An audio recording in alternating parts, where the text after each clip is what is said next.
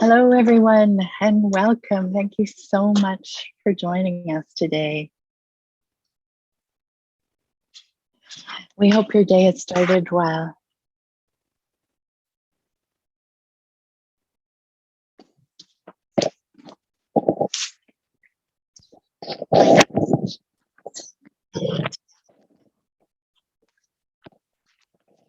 My name is Kay Stevenson, and together with my colleagues Naomi and Gabriella, we are orchestrating the Community of Practice for the Healthy Communities Initiative.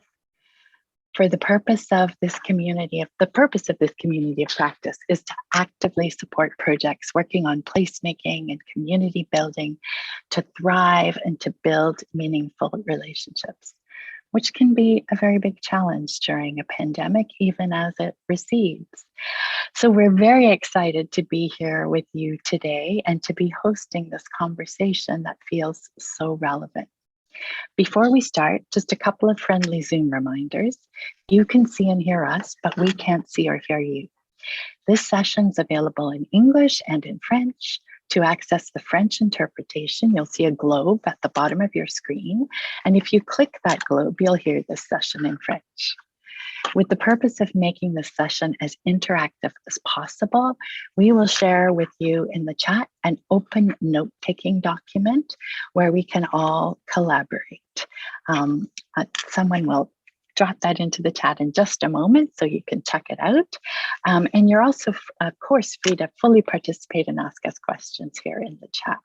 But for that particular document, please share any references, any websites, anything that's of interest to you that you would like to share with other people, or things that are mentioned here during this conversation.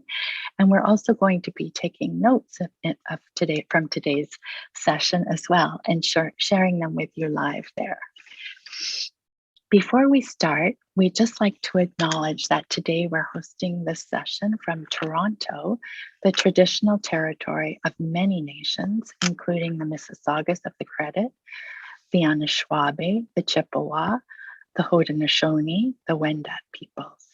This territory is home to many diverse First Nations, Inuit, and Métis peoples. I also acknowledge that Toronto is covered by Treaty 13, signed with the Mississaugas of the Credit, and the Williams Treaty, signed by the multiple Mississaugas and Chippewa bands. So what's today's session all about? We're very excited about this one because an invite has gone out to all of you. And we've been receiving messages from organizations and community leaders who are sharing their approaches to gathering in this new stage of the pandemic.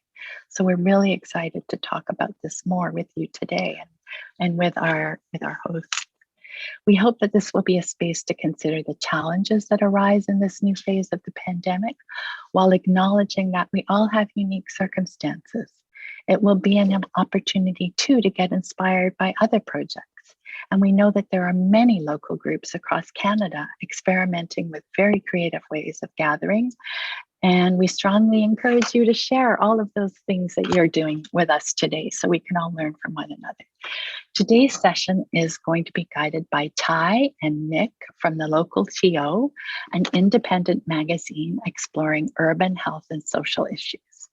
Together with Ty and Nick, we've got 3 projects, 2 that were funded by the Healthy Communities Initiative.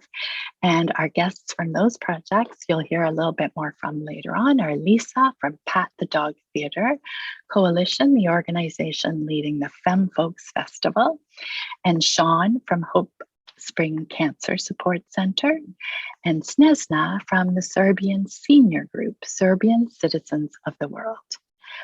You can find some links to their websites in the shared document that we have popped into the chat.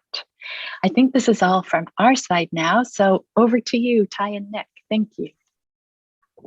Thank you, Gay, so much. It's a real pleasure to be here. Nick and I, as mentioned, are from the local magazine based in Toronto. And yeah, we're just delighted to have this opportunity to really hear from you, from the community, and hear from, the fantastic work of Lisa and Sean, and hopefully Susanna, if she can join us, about the work that they're doing. I think what we're talking about here, let me just see if I can share my screen here. Slideshow. Yeah, so what we're talking about here is how do we gather again, especially during this strange period. We call it the living with the virus era of the pandemic, when things seem murky and unclear after 2.5 years of being, locked up in our homes and in places that kept us safe. So has the COVID-19 virus changed our views of indoor and outdoor spaces temporarily, or perhaps for the long haul? We'd love to hear your thoughts on that. And how do we ensure that the inequalities that we saw during the early stages of the pandemic don't repeat themselves as we begin to gather again during the pandemic's long tail? So maybe just to kick things off a little bit, in the spirit of just hearing what you're all doing, we have this question, and feel free to use the chat box to type in all the cool and wonderful things you're doing to start to regather again. Obviously trying to balance the need between having in-person connections versus the reality that the pandemic isn't over. So as we proceed through today's session, just keep putting stuff in the chat box, and we'll take them up, and hopefully there are ideas and inspiration for other groups who are trying to wrestle with this topic, as well as they try to consider their own ways of regathering. All right. So I'm going to do just a few overview slides, and Nick as well, and then we'll turn it over to Lisa and Sean to talk a bit about their work. So, we call it this living with it wave of the pandemic. Here's some data at the national level suggesting that we're definitely not at the peak of the pandemic anymore. At the same time, like, a lot of this data isn't fully complete, because we know, tracking the virus has really been challenging, because we're no longer testing the way that we used to, right? But when you look at the hospitalization numbers, they're still relatively high, right, compared to earlier waves. So people are getting sick, people are getting hospitalized, and some are, the death numbers are still there. So we're definitely not out of the woods yet. And to quote Ed Young, who's a fantastic journalist who writes for The Atlantic, COVID isn't going away. With eradication long off the table, the disease will become a permanent part of our lives, another serious infectious threat added to a ledger already full of them, right? And so this idea that we're in this long tail of the pandemic that, might come back again in a bigger way than maybe the way that we're experiencing now, certainly heading into the summer. Maybe we'll see more in the fall, or maybe this thing will just drag on for a very long time. Who knows? But we're definitely not back to the way things were in 2019, that's for sure.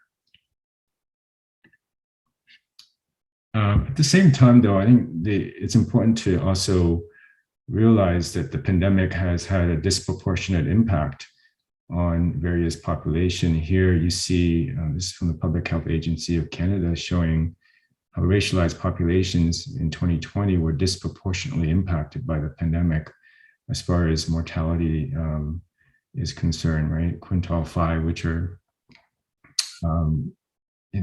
communities with the highest ethnic concentration, definitely felt the impact of it more. Similarly, we saw that with low-income persons as well. Quintile 1 there on the left-hand side, these are the lowest income members of our society. They faced a disproportionate, they were disproportionately impacted by the virus as well. And I'm glad that the Canadian Urban Institute's hosting this, because the impact is also quite varied depending on where you are in the country. So on the left there, you see CMA, these are the census metropolitan areas. So large urban centers have definitely had a disproportionate share of COVID-19's impact compared to other parts of the country. So maybe I'll leave you with some of those thoughts, and I'll turn it over to Nick to talk a bit about some of the work that we've been doing at the local that may help to contextualize some of this a little bit more within the urban context. Yeah, thanks, Ty. Yeah, we can go to this next slide. So yeah, the local, we've been obviously covering the pandemic pretty thoroughly since it began. And I don't need to dwell here. This is, news that's a year old, but just in terms of talking about the inequality, here you can just see, this is a map of Toronto, but I think it applies to many urban areas across the country. Dark red areas are the parts of the city with the highest number of COVID cases. The dots are pharmacies, which are pretty much spread throughout the city evenly, and the smaller number of dots are pharmacies that were given vaccines at the beginning of the vaccine rollout. And if you can't see, basically the areas that needed vaccines the most were not provided with them, and we can kind of see part of the effects of that on the next slide, Ty. Yeah, so here you see on the left. A map of hospitalizations and deaths in Toronto. It's highest in the inner suburbs, lower income, racialized, essential workers. And the map on the other side is a kind of mirror image of that, of where vaccinations most readily reached. And yeah, we don't want to dwell on this just because it's sort of the news from last year, but just because it wasn't just that the pandemic affected different communities in different ways. It's that our solutions to the pandemic also kind of exacerbated these inequalities. The things that we thought of to fix the pandemic did not necessarily reach the people that needed the most. So it's something that we're pretty mindful of as we move into this next phase. What we're calling the living with it era, or the long tail, just to make sure that we're not replicating those inequalities again, and that the solutions that we come up with for gathering together, for figuring those things out, are kind of solutions that reach those that need them most. Maybe we can go to the next slide. Yeah, so gathering. This is a typical image of a nice in-person gathering in the spring of 2022. Now this is our writer Radia Chowdhury, and our last issue was all about this era, the living with it era. And one of the things we found, which is maybe obvious, is that these kind of in-person gatherings are just so important, right? She wrote about the importance of her local mall, Malvern Mall, which is a community hub for her community, for people who don't have other places to go. But also, as you can see from the photo, it is not as simple as just kind of opening the doors again, eliminating mandates or restrictions, and then hoping that people come back. We're kind of in a different world than in the fall of 2019. And you can see that from the next slide as well, which is the Path in Toronto, which is kind of an enormous subterranean mall through the financial district. I did some reporting from there last month. And what was once a very thriving indoor place full of business people and consumers is now very much a fraction of that. So I think just thinking about moving forward, and what people want out of in-person gatherings is complicated, right? It's not just an airborne illness that has forced people to kind of avoid in-person gatherings. It's also everything that came with this over the last 2 years, the way we live, the way we work. All of that is sort of changed in some pretty fundamental ways. And it's not clear exactly what people are looking for from an in-person experience. Again, the people in the Path are definitely trying to figure that out, and also much smaller organizations, theaters, community groups. That's, I think, a question that's at the forefront of everyone's mind. And I'll just talk about the last piece that we worked on, which I think was interesting for this conversation. This is the illustration from a story by the writer Emma Healy, whose husband is a 2-time liver transplant recipient. He's on immunosuppressive drugs.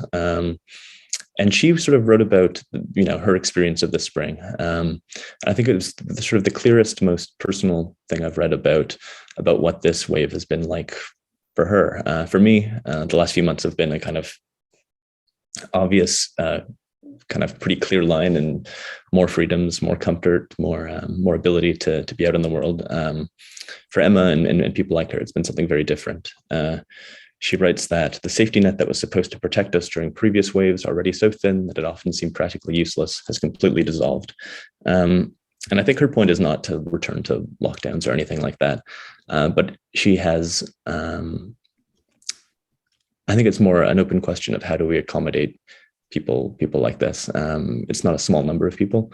In 2020, I think StatsCan found that 14% of Canadians over 15 years old had a compromised immune system.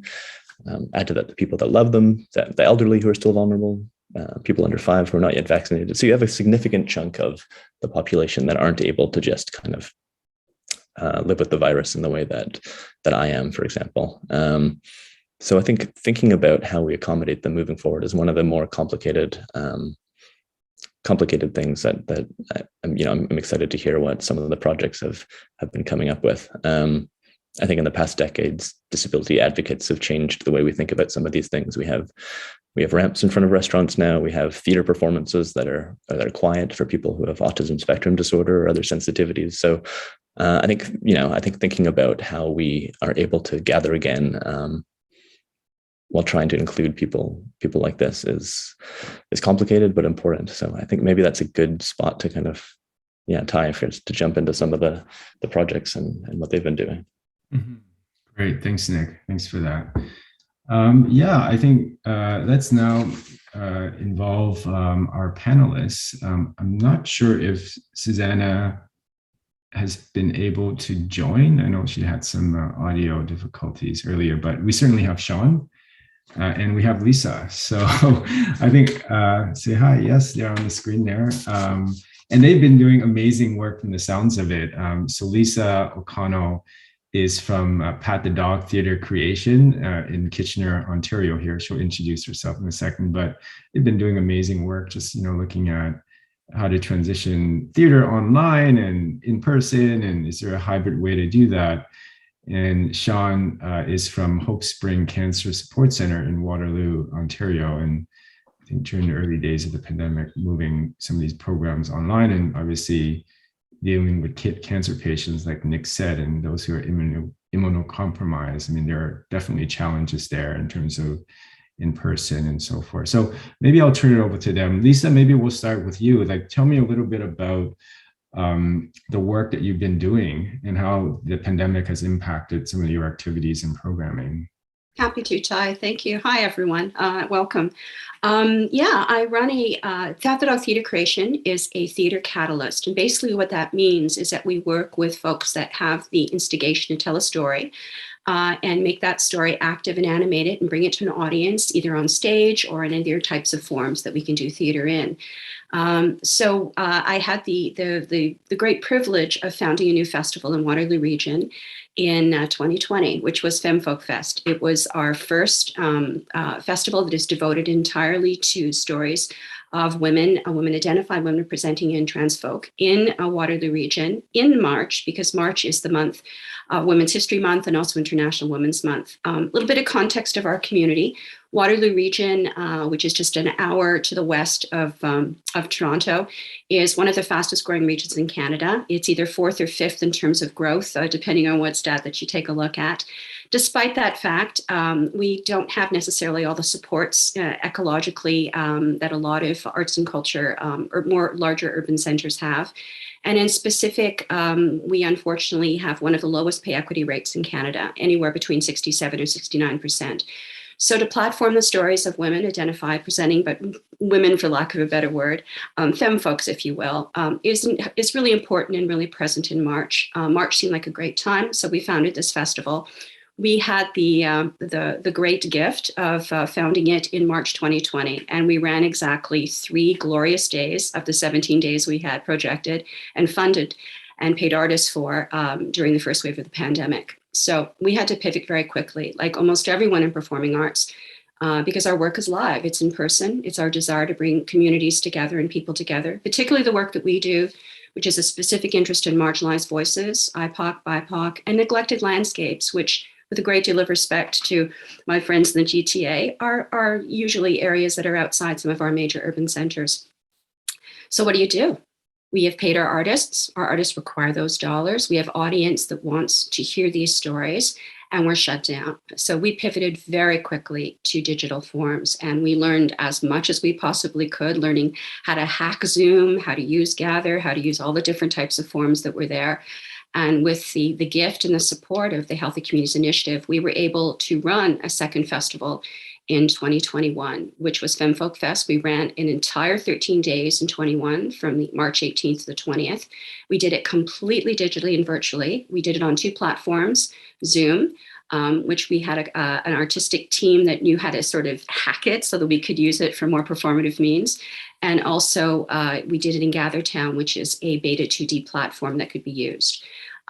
We learned a lot from that experience. Our main reason and rationale for running that was to show that we were still here, that we were alive, that we would persist, and despite the fact we're in the pandemic, that we could reach out. And it was an extraordinary success. Our audiences were right across the country and international. We had no less, many times 100, 200 people show up, many times only 30 people show up. But what we found is that we added additional digital supports to the festival in the form of something as simple as an e-bulletin that went out every day mentioning what we were doing. And we found that gentle invitation in terms of adding that additional support in our festival was extraordinarily successful. We had over 750 people sign up for the newsletter. I can share with you on a daily basis, people received it, but not everybody came to the festival. But what it did is that it provided an invitation in a sense that we were alive. This all platformed us for this year, which was our 3rd festival that we ran March 8th to the 20th of this year. And it was our first live in-person festival for 2 years. You'll recall in March, we were still in COVID protocols. So we were still subject to the protocols. We could gather, but we could gather only in very small marginalized spaces. So if we had an capacity in a theater for 100 people, we could have 50 people spaced. We still did vax checks with the QR codes, even though we didn't have to, but we found that our audience was receptive to that. And like everyone, because we were one of the first groups out of the gate, we didn't know what people were going to require and what we were going to need. Over 13 days, we found that what our audience required and how we handled our opening was a very gentle, very personal, very invitational opening. We went slow, and we invited our audience to be part of being slow. We knew we were overwhelmed. We knew the sector was overwhelmed. We knew our community was overwhelmed. And we found with this very gentle invitation, we did anywhere between 2 to 3 events a day. We did hybrid form, some digital, some live, and we did a lot of outdoor activities. In particular, we did projections in the Uptown Waterloo, which is our downtown core. We had projections over the 2 weekends the festival ran of femme-created art from across 10 women artists identified from across the country. And we projected on a wall that ran for 2.5 hours every evening. And I'll share with you, it was cold. It was -15 many of these nights.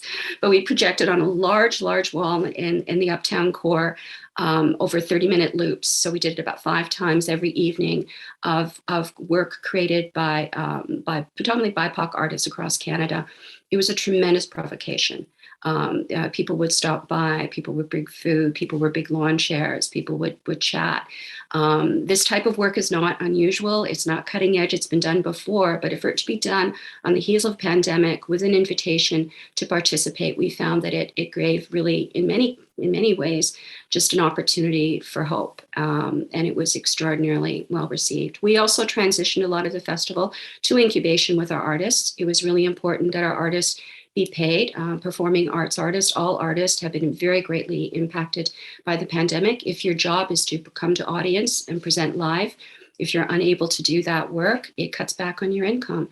We were able to pay 110 artists at industry wages, depending on their discipline. And as a theater organization, we are multidisciplinary in working with our artists. So we had artists from performance artists to theater artists to visual artists, to textile artists that all participated with us. And we were able to pay them in incubation. We, for the first time, had 13 festival artists in residence that were paid to create work with a kickstart amount, a very modest amount of $1,500 to $2,000 to begin a new project that would then have an interactive element in the festival. That element could have been a presentation. It could have been an Instagram takeover. It didn't have to be anything that was huge and spectacular. But the end result of that, we found, is that our artists were so grateful and so excited to be out again that the results of our artists working together and in their presentations, they were quite substantial. And we were able to have a number of events in our theater spaces for audiences that were no more than 30 to 50. Audiences were very abundant, very happy that we were doing all the protocols and checks, and very grateful to come out again. So it was this kind of personal, intimate approach was very successful. We were very energized and excited about it. And it went really well.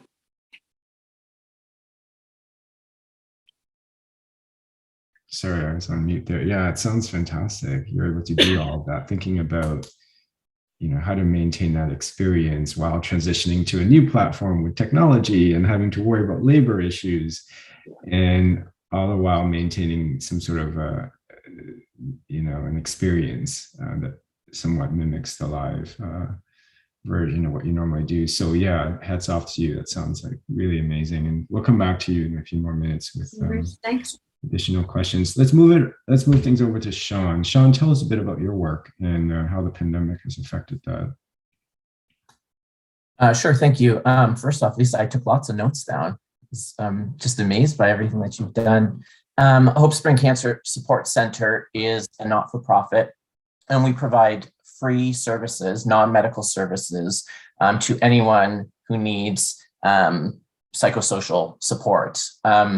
When the pandemic started, as a team, we sort of, without knowing what was going to happen, we just knew that we needed to move as quickly as possible to a virtual environment. And so within less than 14 days in March of 2020 into April 2020, we moved 90% of our organization into a virtual setting. Of course, things like massage therapy, you can't do that, virtually, but everything else we were able to provide from a virtual standpoint. What we also did was, as a pandemic progressed, we sort of created a matrix of the buckets in which we wanted to have programming. So emotional health, physical health, spiritual health, and mental health. But then we also had our stakeholders sort of in categories from those who are facing cancer, those who are supporting the cancer journey like a caregiver or a family member, those who are in quotations, I'll call survivorship or post-cancer, because that's a new normal as well, children who are facing cancer or children who have family members facing cancer, and then also medical and healthcare providers. And so as COVID continued to happen, more restrictions happened. We also saw surgeries canceled, which increased, mental health concern amongst those facing cancer and caregivers in a significant way. And one point that I wanted to make is that, those who are going through cancer and going through chemo and radiation are already sort of in some ways facing, with immune compromisation, being very careful whether it's a pandemic or not, because getting sick from something else other than the cancer can be detrimental to their health. So now we're adding this level and layer. So some of the solutions that HopeSpring had come up with was basically a peer support concept in which those with cancer or those who are caregivers are able to connect in live with someone who has experienced cancer or has been a caregiver, and not necessarily, a professional, but more of a peer support to be able to talk, and that we would be able to then case by case assist them based on some of the hurdles that they're facing. As part of that program as well, we did a compassion call, a check-in, where we would connect on a weekly basis with those who were part of our membership. Because in some cases, isolation was so severe that they would not have seen anyone for weeks at a time. And that was a major lifeline. What HopeSpring did not expect by going virtual was the amount of reach we were able to make, and that, although based in Kitchener-Waterloo and servicing Guelph, Wellington, Grey Bruce, Waterloo region, etc., we have a large catchment area that we were getting requests from Northwest Territories, Yukon, British Columbia, Newfoundland, United Kingdom. And so we had all of these and many other places. And so we made the decision that no matter what, we would serve and not, sort of try to redirect, because one of the major issues that we would see is sort of like, here you go, this is the area in which you need to head to find a solution. But it was always on the shoulders of the caregiver or that person with cancer. And they were not necessarily able to get to the destination. And so we were trying to assist with that. The other thing that I wanted to point out is through programs like yoga, meditation, Reiki, Qigong, all of these things that we were offering, there was a new sense of community that happened through, having yoga done, is that family members could connect across the country where they didn't live close together. So that person going through cancer could have a session of yoga and have the kinship of family members join in virtually as well and be able to connect. Or a family could do it all together in their home and see other families or other members within our membership together. And so, that was a big part of what we did. A big portion of what we do at HopeSpring is free wigs, mastectomy camisoles as well.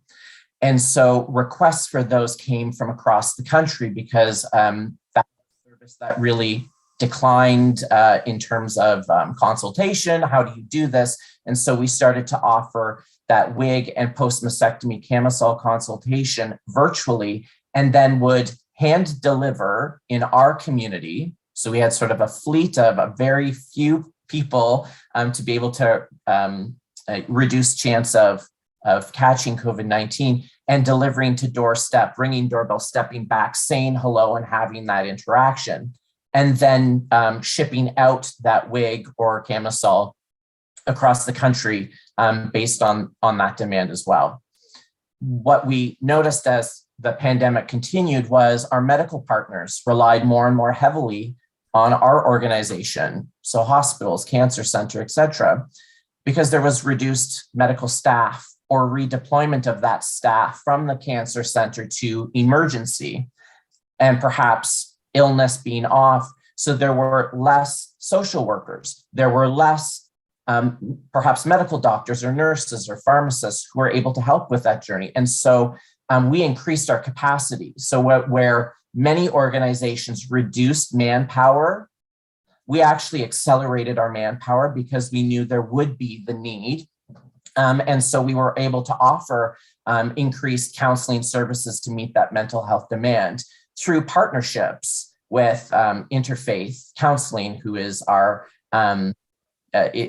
counseling partner. And so we could help to offload that pressure off of our medical partners in the non-medical way. Really important. And so, what does the future hold in terms of, are we, to remain virtual? Are we to go back in person? One thing we learned is that someone who is going through cancer, every day is a different day and you never know how you're going to feel. So rather than having to cancel out on your appointment, you can take the appointment from bed, or you can take it through a phone call, or you can take it in person, whatever you're comfortable with. And so we are looking at ways in which we're able to offer programming based on comfort level. And that way there will be a buffet of options that people can choose from, where if we're offering something live, that it can have a live feed, or that it can have interaction via a Zoom or Teams, or that there can be FaceTime, because, these are things that we need to do and find new ways to become better. Wow. Another amazing example of how an organization just pivoted in the early days to do something completely different, and with amazing success. Thanks, Sean, for sharing that. I had hoped that Susanna was able to join us, but she couldn't. She had something interesting also to offer. She worked with seniors who are, that's another vulnerable group, and certainly they've had their struggles during the pandemic, and trying to keep them connected to one another, to reduce isolation and loneliness, and yet it's definitely a very challenging thing. Meanwhile, also having to deal with the issues of how do you keep people safe while doing that. So yeah, definitely challenging all around. I see there's a lot of chatter in the chat box, and I'll ask Nick maybe in a few minutes to gather some thoughts for that. And if there's some questions that we can pose to the panelists here, we can do that. Maybe I'll ask the next question first, and then we can go to the audience. What are the most pressing questions for both of you as you're now looking to move from pre-COVID to post-COVID in terms of your programming and how you're going about your services? I'll jump in. So, I mean, one of the major things that I think we all do as people that run organizations, but particularly for, I think, our group, because we work in theater and we work with, actively with community and with audience, is what does audience need? What do we need? So at this point that we find there's a huge period of reflection that's required. And so we're taking that time to do that reflection and to feel what that means. Very similar to what Sean described, because we moved to digital placemaking very quickly, we found that our audience expanded. And so, in terms of an infrastructure, we're in a position right now of explosive growth. I've been running the organization and founded it 16 years ago. We've always been a catalyst for theater, but because of our identification now in digital work and also working with artists and other disciplines, our expansion is now international, and that's a wonderful thing. But what does that mean in terms of how you serve your folks and what's needed and what's there? One of the decisions we have made is we are absolutely determined now to provide programming in hybrid form. So we are not going to, we don't go back to whatever the normal was, because we're in a new space right now. I think new normal even is the wrong term to use. We've all been affected by it.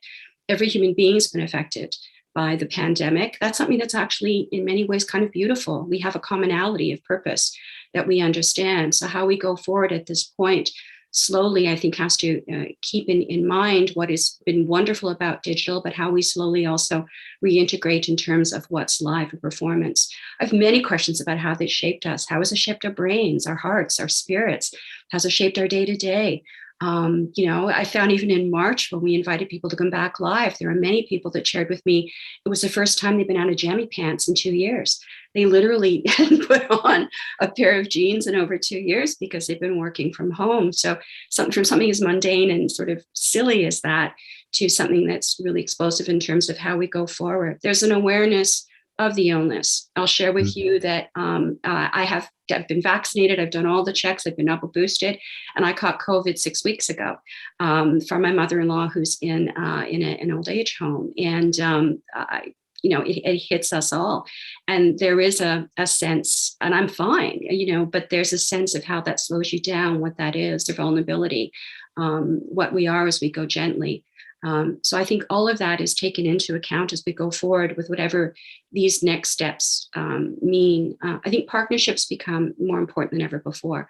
As always in the work that I do, I'm not interested in what we call one-offs, just one-time partnerships. So if there's something that comes to us, much like I think Sean was describing in terms of all of the different relationships, how can we take that and expand that we can serve as many people as possible? So I think it's a great time of reflection, of necessarily going slow, not necessarily taking every opportunity that's out there, even though it may sound wonderful. How does it really serve us in a long term? And in essence, are we doing those check-ins with our communities to see what they need? I found our digital tools of reaching out in terms of not so much surveys, but I mean, any kind of extension that you would do digitally with a follow-up either on FaceTime or Zoom or even a phone call are really important right now for before, because that point of personal, intimate connection, I think, is really important as we go forward. And also a kindness to all of us as we go forward, that we know that we're in uncharted ground here. So, go forward with what the heart and spirit tells you is the right thing to do, but know to take that risk that maybe things may not work out. And so that sense of pivot, I think, is still as important as ever before in terms of how we best serve The other piece as well is wellness of our staff and ourselves. We can't do everything, and we want to do everything, but we can't, and it's not going to serve. So if anything we've learned from that is how do we maintain with our staff and the folks that we work with that we're working as healthily and as holistically as we can, knowing we can't necessarily do everything at once, but what if those 10 points, what 3 can we do well going forward, and who else can we reach out to potentially to assist us to do that work? I don't know, Sean, what do you think?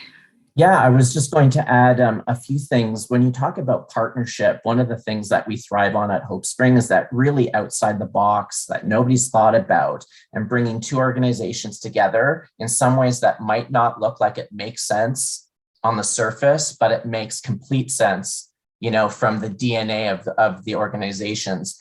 For us, art therapy, speaking with, an arts group here, being able to package together watercolor kits, shipping them out directly to the person's home, and then them having an artist host and teach, something, like a watercolor or, whatever it might be that's arts related. We also found that sort of formalized ways of support groups really change in that we also offer music therapy. So it's not so much about the music therapy, but it's about learning how to play the ukulele. And so bringing arts community together with health organizations like ours, build really unique conversations and connections that can build solid long-term relationships, like you mentioned, Lisa. One of the other things that we've done at HopeSpring is hosted community conversations. And, with our board, we say we only know what we know and we don't know what we don't know. And, Robert's Rules was not written to help a board during a pandemic. So Robert's Rules were sort of thrown completely out the window. And so being agile and being able to be flexible and getting your hands dirty in your organization allows you to become stronger.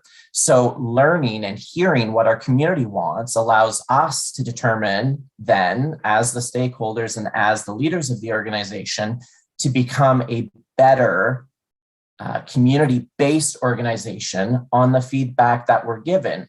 And for us, community conversations never end. They always continue, and we will pivot and we will continue to change based on those needs continually. And I'll give you one example of that.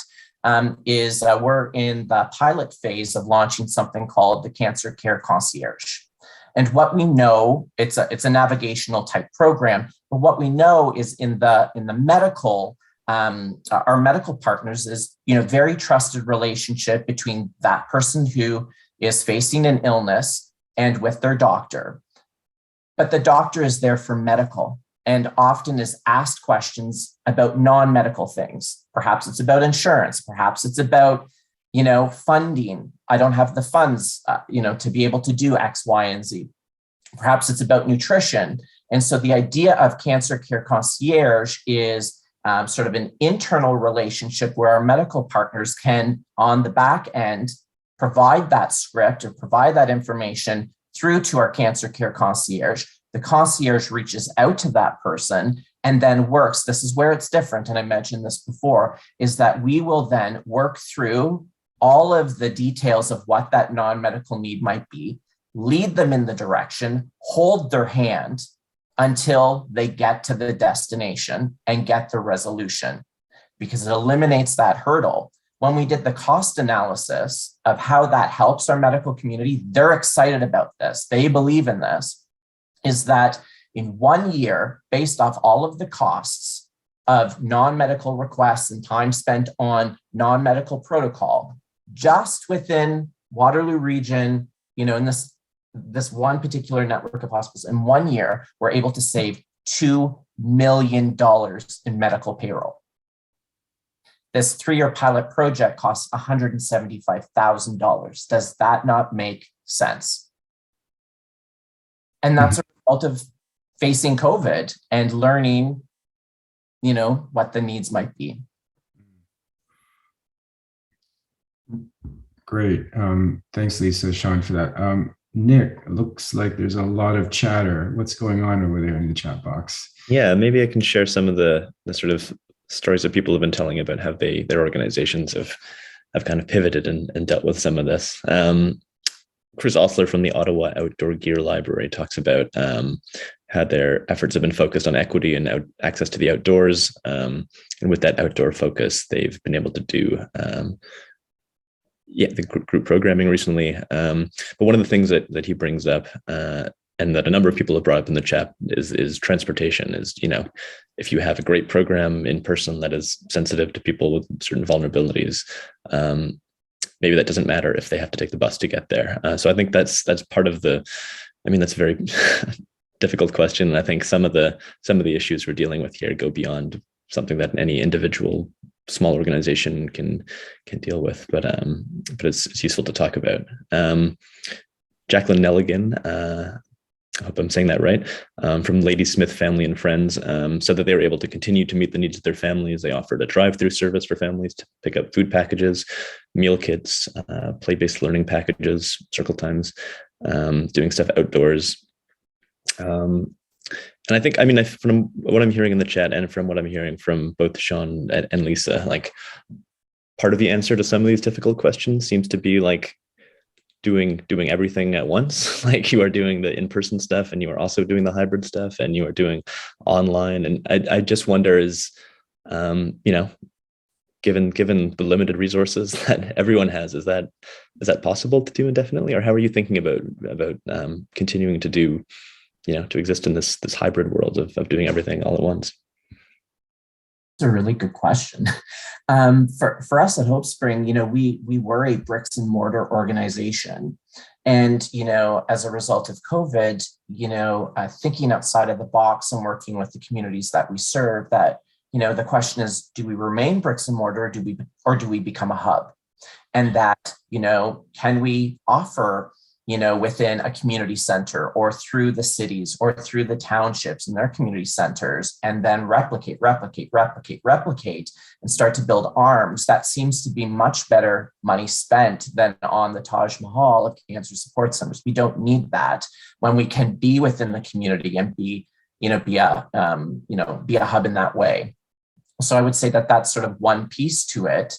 And then, the other piece, I guess, is, being really strategic and forward thinking on, marginalized communities who may not have technology, but need technology, is being really good at writing those grants and finding those funders who are able to support you in getting iPads, and then working with partner agencies or partner organizations that perhaps have, that particular population in which we are able to better serve, and rely on their expertise as well for us to, be as best as we can, based on that. We only, we are here, and there's so much more out here that we have to rely on those external, supports and external partners to provide that feedback. And, will we change in a year from now? Probably. And in 5 years from now, absolutely. And I think, the best advice I was given is, think of your organization like a tent. You're going to continue to set it up and take it down, and set it up and take it down, and move into different areas with your organization. And that agility and that ability to be able to continue to move, not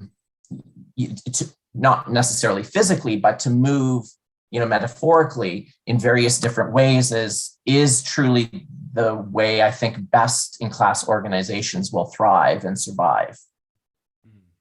Yeah, and I have a couple of comments on that. So one is, I think, and someone put it in the chat, and thank you for putting that in, is that there's we need to acknowledge that not everyone has internet capability. So those are the communities that are regional or rural communities oftentimes don't have a secure internet or secure feed. And that's something, and I do a lot of work in Northern Ontario where that's the case. So what we've done is we've worked with communities, particularly working with some of the Starlink stuff, to put in either community centers on reserves off time in the community centers. There are health centers are oft times those areas as well, libraries. and to provide an opportunity for a direct link so that our programming, when it comes, can come to folks that can access that within a community hub. We are a catalyst, in essence, a hub for the work that we do in Ontario. So we seek out those partnerships to make that happen.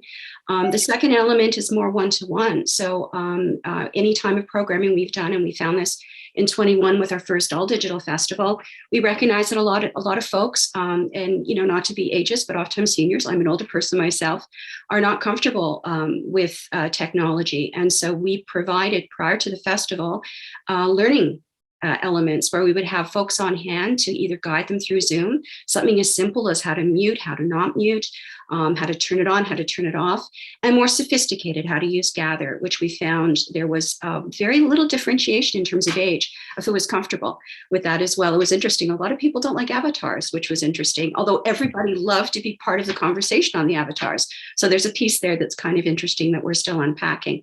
So that's a piece I think that's really important. Was that more infrastructure for the organization? Absolutely. Was it necessary? Absolutely. How do you manage that? You go slow. So instead of doing 10 different programs, we would do 3, but we would do them well. And we find that kind of scaling up gently is really important. I want to give you another example of how we actively approach that scaling up. So my next meeting today at 3:30 is going to be with folks from the CNIB who we have not worked with before as theater creation catalyst organization. We don't normally work except potentially an audience, but because one of our artists that we presented at Fem Folk Fest this year is an artist that is blind and then works in terms of installations, in visual installations, in terms of creating her work, she's been approached by the CNAB to do some workshops. And the idea is a beautiful idea, but they don't have enough funding to provide that for my artist. And so my artist came to me to see if we could work with the CNAB. So my next conversation with them is going to be, how are we going to, rather than do this one-off in Waterloo region, which is so necessary, how do we potentially take this beautiful idea and potentially serve other communities in Ontario? And so my conversation will be, how can we make that happen? How can we serve more people? How do we take what I call a one-off into something that can be more impactful? It might delay it from happening in the summer, but then we might have something that is potentially more fruitful for all our communities that would occur through 22, 23, potentially 24. So I think it's as simple as taking a look at something, and if there's worth to it, how do we make it work? And this may not happen. It may not be a possibility, but it's that kind of active work. And yes, that does mean more infrastructure for the leaders of the organization, for our staff. But it's in many ways incredible opportunities and really wonderful. We just have to, I think, really watch, again, the health and welfare of our staff as we go forward with everything. I was just, sorry, can I add one more piece to this? I was reading through the chat because there's a lot going on in there. And if I could give my best advice to leaders of organizations is to take the time to really investigate. Investigate is probably the best word for it. Because resources, costs will go up. We know that. But when you investigate and search, you find so much opportunity. So I'll explain 2 opportunities in which, HopeSpring, was really lucky with. And the first is you sort of recalibrating resources. Government of Canada, if you search through, they do have, granting opportunities, or they have supplies of items in which are in excess that you can then ask for. So HopeSpring was successful in getting thousands and thousands of bottles of hand sanitizer. So we're currently working through a program for the summer called Summer Safety, where we can provide, even though we're a cancer support center, we can be, the sponsor or be that hub where anyone in the community who needs and wants hand sanitizer for free can get that. Just one example. The second example is through a partnership with Miss Dixie's Foundation, who is about animal rescue. Odd relationship, but it worked.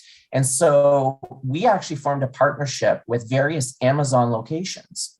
And there is so much waste and so many items that would end up in the landfill, and how we were able to save, costs, overhead costs, and place it into services was to be able to have that relationship with Amazon, who, as long as we are able to pick it up in a safe way, that we would receive free goods. Fill out that application. And so we're able to get books, disposable undergarments, which we never were able to offer before, nutritional, foods, like Ensure or, liquid supplements, things like that, office furniture, office supplies, et cetera, et cetera, et cetera. That lowers the cost for the organization to place in things where when someone's making a donation for a not-for-profit, really doesn't want it to go to those things and really wants to make the impact, you can become a more impactful organization. So just wanted to sort of place that point and being really good investigators for resources because they are out there. Great. Thanks, Lisa and Sean, for that. Nick, is there another juicy topic within the chat room we can? There's a lot. Yeah, there's a lot going on there. I think people are bringing up, what did I bring out here? I think one of the things is figuring out how to balance the people who are using services before in person versus the people who maybe now have more access to them online in this digital age. And one person asks, we're learning that the use of technology by a broad population was accelerated by the pandemic. Does that mean that the people who cannot access remote technology become ever more isolated? I think that's an interesting question. Lisa, you've spoken about some of your organization's efforts to combat that, but yeah, it does still seem like a live question. The other question that maybe, I think we're going to open it up more in a minute, but Naomi Wolf asks, I'm wondering what gives you hope in this period of time? What inspires you to keep doing what you do? I don't know if either of you have anything particularly hopeful right now that you'd like to share. I'm more optimistic than I've ever been in my practice, and I've been practicing for decades. And the resilience of the spirit, the resilience of the stories, there's been a shakeup in our industry, particularly in theater, because there's been a shakeup of folks that it's a marginalized industry. It just is. And yet, if you believe that story is all we have, which I do, if you believe that art can save lives, which I do, and you believe that that's necessary for the human condition, it's more positive than ever before. That's what people consumed during the pandemic. And so our stories, our Canadian culture, whatever you call the Canada, and I'll share with you that I'm Irish, Mohawk, and French. So I represent a lot of marginalization in terms of our community, but I'm one of many, millions of people in our country whose stories have yet to be told. So it's a remarkable time for us to do that work, to bring that to audience, to bring that to the people that are there so that we can share who we are. I found that the folks that I work with, the artists, the people that have the instinctuation to tell that story are more dedicated than ever before. You talk about resiliency and trying to make it happen and pivots. These are things that folks, particularly in regional rural communities, work with all the time. And so this opportunity to dig back in and do that work is really important. In many ways, my practice is much more clear than ever before, which is to find those resources for those people to tell that story and bring it to audience and to listen to audience and to listen to what they need, which may include, as I say, finding a link for a community in Northern Ontario to be able to access digital work, or finding an opportunity for a director to get to a group of actors that are telling that story. It's exciting. It's overwhelming, but I think in the very, very best way. And I'm energized by the experience we had in March, where we were the first festival out in 2 years where we did live programming, albeit still in protocol. So it was a small audience, and people were so grateful, but people were different. There was more pause. We would have a Q&A after we would do a presentation, and people needed to sit in quiet, and they had to be told, you need to sit in quiet. We can take that time. And oftentimes, it was one moment in particular with a beautiful circus artist that was working on the silks, and her piece was all about working through her questions she had about postpartum depression and giving birth to her first child. And the audience was a mix, of genders, all three, and people sitting there just trying to feel it. And we sat in silence for about 2 minutes, and it was this prolonged, profound, beautiful silence of people just wanting to be together, not knowing what to say, but not wanting to leave. And then the conversation started. And I had a hard time getting people to leave. They didn't want to leave. So the desire to connect, to be there, to talk about things, to talk about hard things, I think that's more than ever before. So I'm super optimistic. which means I feel the urge to do it all at once, which means I have to pull back that urge because that's not going to be helpful. So, as I say, how can that one project potentially be leveraged, if you will, for lack of a better word, or networked or partnered in a way that we can do that substantial work?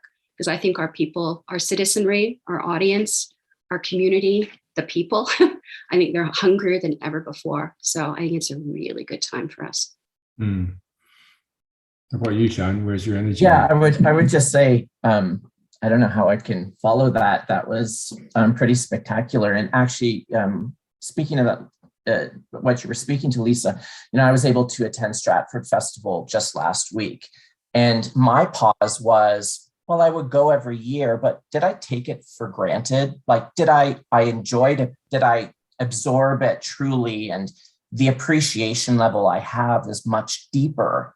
And I feel much more thankful to have these experiences, to be able to attend, any form of art, really. So, I think perhaps in the past, life just was fast and people took advantage of things. And now there's this pause and appreciation. From the hope standpoint, hope is in our name, and it's in our DNA.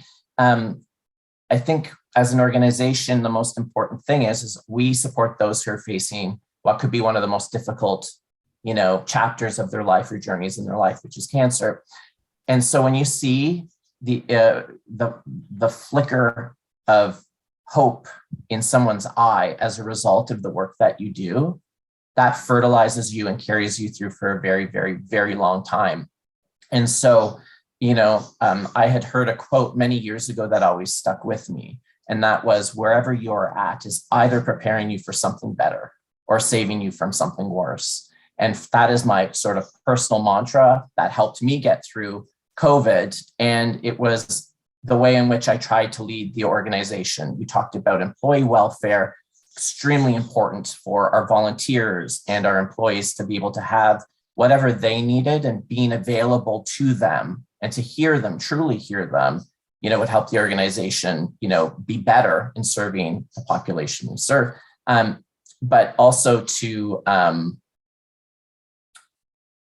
really take the time to build out and in some ways become obsessed about providing the best you possibly can for the population you serve will only allow for good things to happen.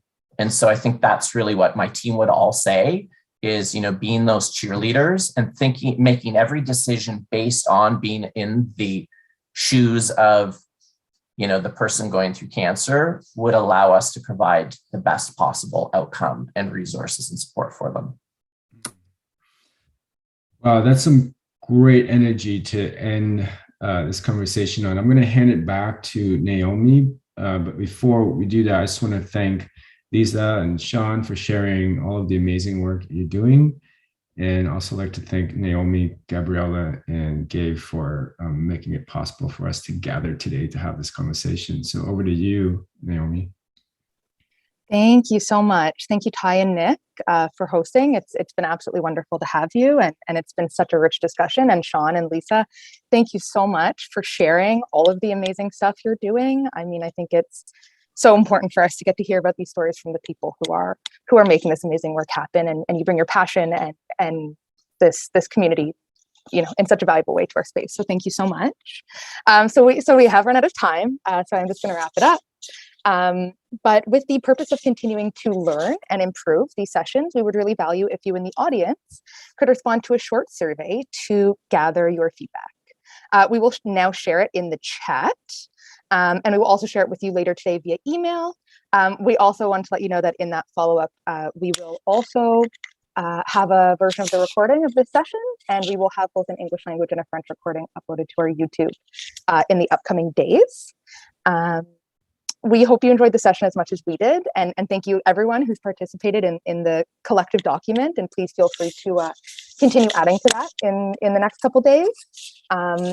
And really, that's it for today. Thank you so much. And we'll be in touch with more amazing opportunities to engage. But thank you so much again, and have a good one.